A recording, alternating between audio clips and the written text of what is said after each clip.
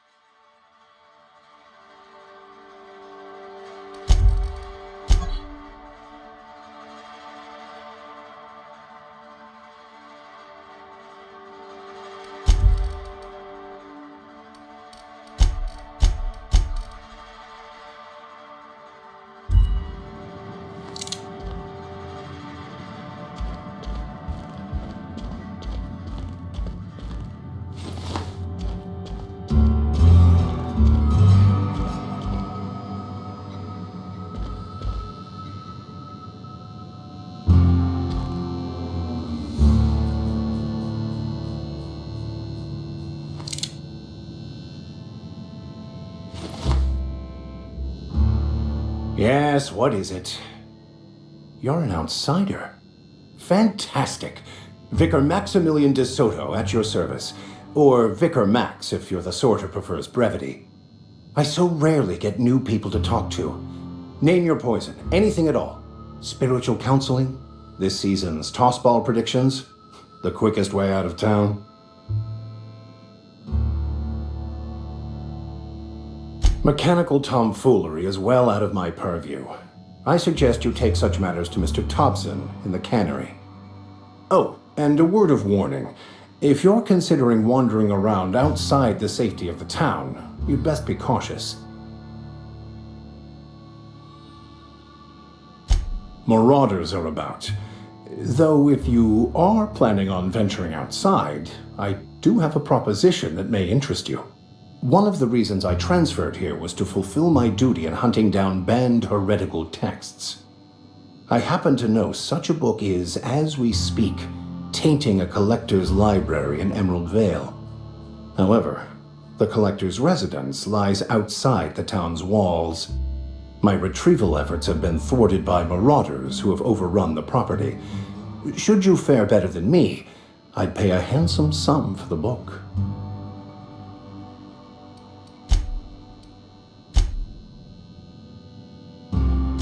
What? No! I don't want to burn it! I would never! I just want to... Look, I have a very simple goal here. I just want to keep the writing out of laymen's hands. It wouldn't do for such information to fall into public consumption.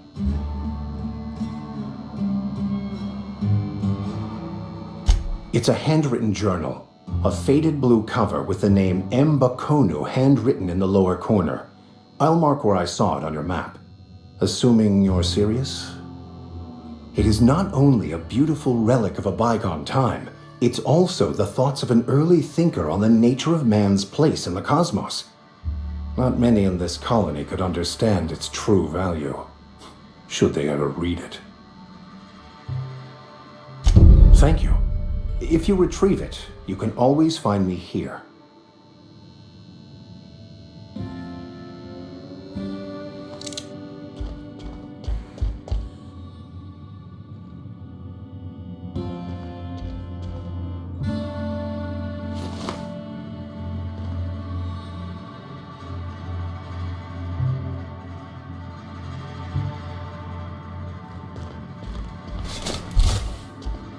Work fortifies the spirit.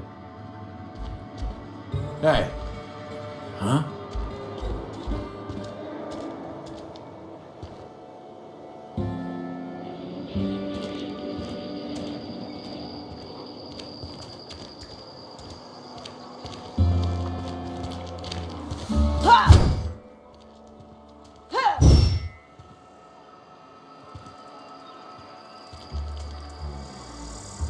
Don't make me report you to Mr. Thompson.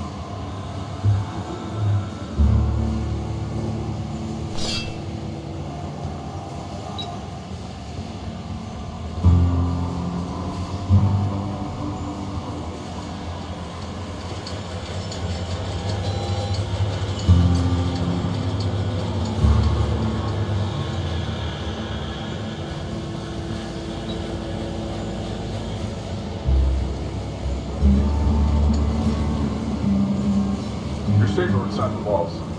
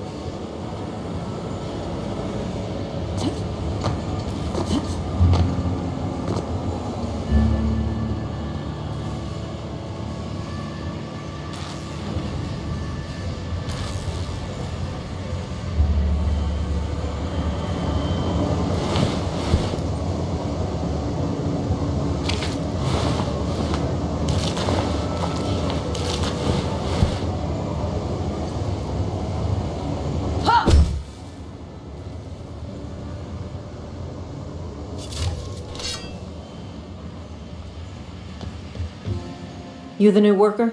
Whatever. Make it quick, Tenderfoot. I'm busy. Foreman Granger, mind those words don't come out of your mouth unless preceded by yes or right away or thank you.